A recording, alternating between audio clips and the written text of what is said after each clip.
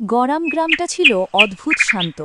চারদিকে ঘন বাঁশঝাড়, মাঝখানে পুরনো একটি কালী মন্দির, আর সন্ধে নামলেই গাছের ডালে ডালে দোয়েলের মতো এক অচেনা ডাক শোনা যেত। Do we, do we. লোকজন বলতো এটা দোয়েল নয়, মরা অমানুষের ডাক। গ্রামের শেষ প্রান্তে ছিল এক ভাঙাচোরা কুঠি। লোকজন তাকে বলতো নীলমণি কুঠি, কারণ অনেক বছর আগে সেখানে থাকত জমিদার নীলমণি রায়। সেই কুঠির দিকে সবাই যেতে ভয় পেত, শুধু একজন ছাড়া, রুদ্র। রুদ্র ছিল মনের দিক দিয়ে দুঃসাহসী। ভূতের গল্প শুনলেই তার কৌতূহল বেড়ে যেত। একদিন সন্ধ্যায় রুদ্র বাঁশঝাড়ের ধারে হাঁটছিল। হঠাৎ সেই অদ্ভুত ডাক শোনা গেল, ডুই। কিন্তু আজ ডাকটা কাছে, খুব কাছে। হঠাৎ বাতাস থেমে গেল, পাতা নড়ছে না। রুদ্র টর্চ জ্বালাতেই দেখে একটা দোয়েল তার সামনে বসে আছে, কিন্তু চোখ দুটো অস্বাভাবিকভাবে মানুষের মতো। দোয়েলটা হঠাৎ মানুষের গলার মতো আওয়াজে বলল, নীলমণিকে ফিরিয়ে দে। রুদ্র ভয়ে জমে গেল। দোয়েল ঝাঁপিয়ে পাশের গাছের দিকে উড়ে গেল। রুদ্র পরদিন ভোরে কুঠির দিকে গেল রহস্য খুঁজতে। কুঠির ভেতর অদ্ভুত ঠান্ডা, মেঝেতে পা ফেললেই ধুলো উড়ে যায়, টুকটাক কাঠের শব্দ। হঠাৎ সে দেখে কুঠির শেষের ঘরের দরজায় লাল রঙে লেখা, যে খোলে সে ফেরে না। রুদ্র দরজাটা ঠেলে খুলল। ভেতরে একটা ভাঙা আলমারি আর মাটির ওপর লম্বা সাদা শাড়ি। শাড়িটা ছুঁতেই সে অনুভব করল কারোর বরফ ঠান্ডা হাত তার কাঁধ ছুঁল। এক মহিলা দাঁড়িয়ে আছে, চুল মুখ ঢেকে রেখেছে, শাড়ি। তারপর অচেতন হয়ে যায় বীর্য। রুদ্রকে মন্দিরের পুরোহিত খুঁজে তায়। রুদ্র গান ফিরলে পুরোহিত তাকে সত্যিটা বলে। নীলমণি রায় তার স্ত্রীকে পাগল ভাবত, কিন্তু সত্যি হলো স্ত্রী অজানা কিছু দেখতে পেত। একদিন স্ত্রী বলেছিল জমিদারের পাপের কারণে সে একদিন অভিশপ্ত হবে। অমান সহ্য করতে না পেরে জমিদার তাকে কুঠির ওই ঘরে বন্দি করে রাখে। অমাবস্যার রাতে মহিলাটি মারা যায়, দেহ লুকানো হয়। তার আত্মা এখনো মুক্তি পায়নি, আর দোয়েল পাখির মাধ্যমে মানুষকে সতর্ক করে।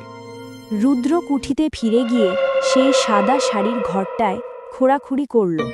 মাটির নিচে বেরোলো অর্ধেক পচা হাড্ডি আর কিছু গয়না জমিদার পত্নীর।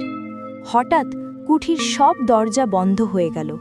বাতাসে ডুই ডাকার মতো অদ্ভুত শব্দ। রুদ্র দেখল মহিলার আত্মা সামনে নেমে আসছে, কিন্তু এবার সে ভয়ঙ্কর নয়, শান্ত। আমাকে মুক্ত করেছ, তোমার প্রাণ বাঁচবে। আর মুহূর্তেই ঘরটা আলোয় ভরে গেল। শাড়ি আর হাড্ডি মাটির উপর ধীরে ধীরে মিলিয়ে গেল।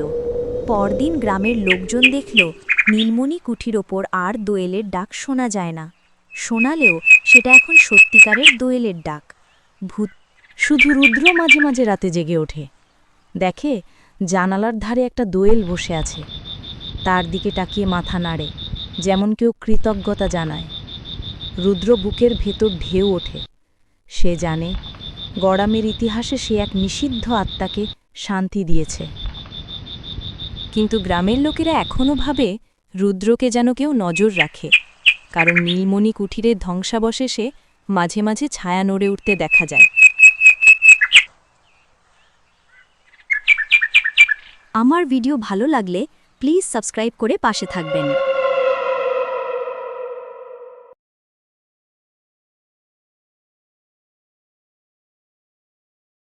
পূর্ব বাংলার বিস্তীর্ণ প্রান্তরে ছোট্ট গ্রাম দুয়ারভিটা।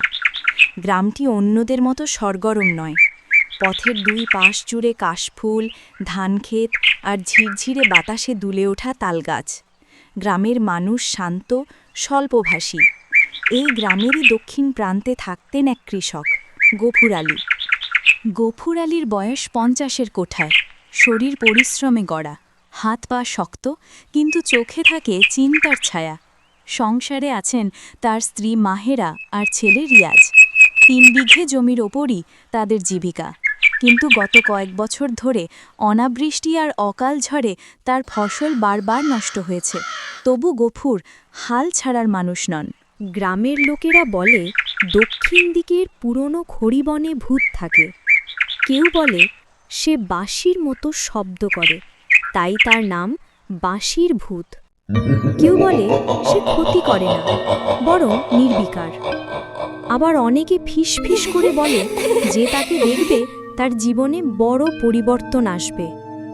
গফুর এসব গল্পে খুব একটা বিশ্বাস করতেন না। তার মতে বনে ভূত নয়, শেয়াল আর বন্য পাখি থাকে। কিন্তু সেই বছর গ্রামে খরা এমনভাবে চেপে বসল যে অল্প দিনেই মানুষের মন রহস্য আর ভয়ের মধ্যে হারিয়ে গেল।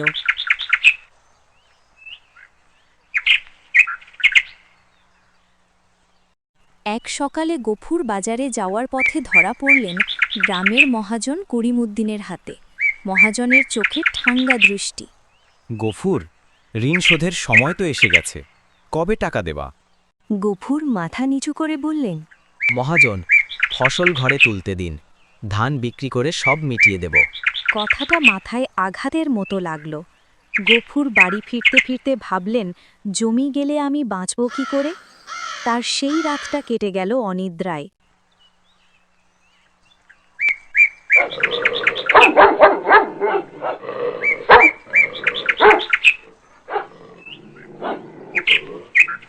রাত গভীর, চারদিকে কুয়াশার চাদর।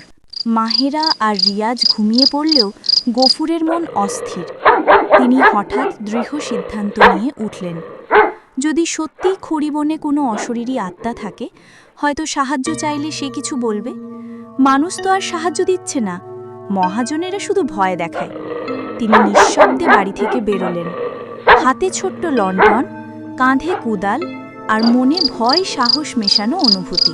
তিনি নিঃশব্দে বাড়ি থেকে বেরোলেন, হাতে ছোট্ট লণ্ঠন, কাঁধে কুদাল আর মনে ভয় সাহস মেশানো অনুভূতি। গ্রামের সীমানা পেরোতেই হাওয়া কেঁপে উঠল। খড়িবনের গাছগুলো অন্ধকারে দাঁত মুখ বের করে যেন তাকে দেখছে। লণ্ঠনের কাপা আলোয় ছায়াগুলো নড়ছে।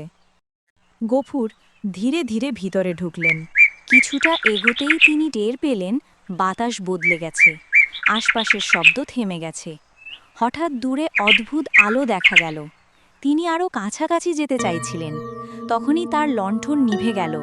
ঠান্ডা হাওয়ার তীব্র ঝাপটা তার বুক কাঁপিয়ে দিল।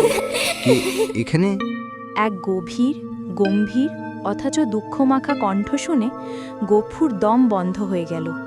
তবু বাস্তবতা জেনে নেয়ার ইচ্ছায় সাহস গুছিয়ে বললেন, অন্ধকার থেকে ধীরে ধীরে বেরিয়ে এলো এক ছায়ামূর্তি। তা মানুষের মতো, আবার অমানুষের মতো, কিন্তু চোখ দুটো ছিল আশ্চর্য শান্ত। আমি তোমাকে ভয় দেখাতে চাই না, ছায়া বলল। লোকেরা আমাকে ভূত বলে ডাকলেও আমি আসলেই বনের রক্ষক, ডাহুক। গফুর অবাক। ভূত? বনরক্ষক? ডাহুক শান্ত স্বরে বলল, মানুষ অনেকবার আমার কাছে এসেছে, কিন্তু লোভে অন্ধ হয়ে গেছে। তুমি সৎ, তাই তোমাকে সাহায্য করব। ভোর হওয়ার আগে জমির দক্ষিণ কোণে খুঁড়বে, যা পাবে তা দিয়ে দুঃখ কাটবে, কিন্তু মনে রেখো, লোভ করো না। গফুর মাথা নত করলেন। ডাহুকের ছায়া মিলিয়ে গেল রাতের অন্ধকারে। ভোরের আলো ফুটতেই গফুর মাঠে পৌঁছলেন। দক্ষিণ কোণটা খুব চুপচাপ। কুদাল দিয়ে মাটি খুঁড়তে খুঁড়তে তার কপালে ঘাম জমল। হঠাৎ কুদালে ঠক করে কিছু লাগে। তিনি মাটি সরিয়ে দেখলেন একটা পুরনো পিতলের ঘড়া। তার হাত কাঁপতে লাগল। ঘড়ার মুখ খুলতেই দেখা গেল সোনার মোহর আর রূপার মুদ্রা। গফুর অবিশ্বাস্য দৃষ্টিতে তাকিয়ে রইলেন। তার মনের ভেতর এক মুহূর্তের জন্য লোভের উনুন জ্বলে উঠেছিল, কিন্তু ডাহুকের কথাটা মনে পড়তেই সব শান্ত হয়ে গেল। তিনি ঘোড়াটি সতর্কভাবে বাড়িতে নিয়ে এলেন। মাহিরা দেখে হতবাক। দুজনে বসে ঠিক করলেন, প্রথমে ঋণ শোধ করবেন, তারপর বাকি টাকা দিয়ে জমি চাষের ব্যবস্থা। মহাজন করিমউদ্দিন টাকা দেখে তো থ বনে গেল। তুমি হঠাৎ এত পেল কিভাবে? গফুর শুধু হাসলেন, বললেন, ঋণের চিন্তা আর নেই, এখন নিজের জমিই আমার ভরসা। গ্রামে খবর ছড়াতে দেরি লাগলো না। মানুষ নানা গল্প বানালো। গয়না পাওয়া গেছে, পুরনো জমিদারের গুপ্তধন। আবার কেউ কেউ চুপি চুপি বলল। সময় কেটে গেল কয়েক মাস। গফুরের সংসারে ফের আনন্দ আসতে শুরু করেছে। রিয়াজ লেখাপড়ায় ভালো করছে, মাহিরা ঘর সামলাচ্ছে, আর গফুর চাষাবাদে মন দিয়েছে। কিন্তু একদিন দুপুরে গ্রামের দিকে ধোঁয়া উঠতে দেখা গেল। মানুষ ছুটে যেয়ে দেখল খড়িবনে প্রচণ্ড আগুন লেগেছে। বাতাসে আগুনের দাপট আরও ভয়ানক। যদি বন পুড়ে যায় তবে গ্রামও রক্ষা পাবে না। ঠিক তখনই গফুর শুনলেন বনের দিক থেকে এক কাতর ডাক, যেন চেনা কারো, ডাহুক। এক মুহূর্ত দেরি না করে তিনি দৌড়ে আগুনের দিকে ছুটলেন। লোকেরা চিৎকার পড়ল, গফুর ভাই, পিছিয়ে যান, আগুন ভয়ানক। কিন্তু গফুর থামলেন না। তিনি গ্রামবাসীদের বললেন, জল আনো, বালতি আনো, সবাই মিললে আগুন থামানো যাবে। গফুর নিজের জীবন বাজি রেখে আগুনের কাছাকাছি গেলেন।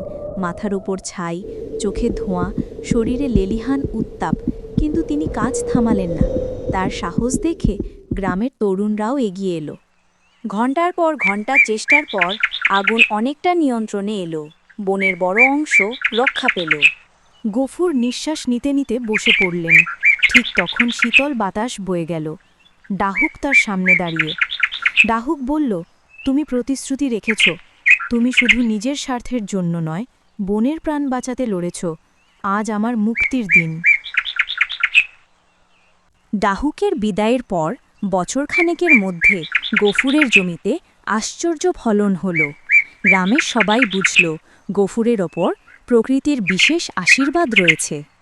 রিয়াজও পড়াশোনায় ভালো ফল করে কৃষিবিদ হওয়ার স্বপ্ন দেখতে শুরু করল। গফুর বনের যত্ন নেওয়া শুরু করলেন। তিনি গ্রামের লোকদের বোঝালেন, বন না থাকলে গ্রামও থাকবে না। দুয়ার ভিটার মানুষ এখনও বলে, ভূত কি মানুষকে ভয় দেখায়? কখনো কখনো ভূতই মানুষকে রক্ষা করে।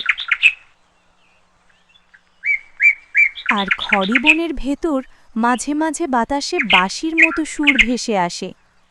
সবাই তখন চুপ করে শোনে আর বলে, ওই ডাহুকের স্মৃতি, গফুর আলীর বন্ধু।